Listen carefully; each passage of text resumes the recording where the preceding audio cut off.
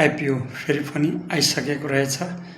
Mountain Everest power development लिमिटेडको यही वैशाख 17 गतेदेखि वैशाख 23 गतेसम्म अर्थात् अप्रिल 30 गते तारिकदेखि मे 6 सम्म रहेको छ।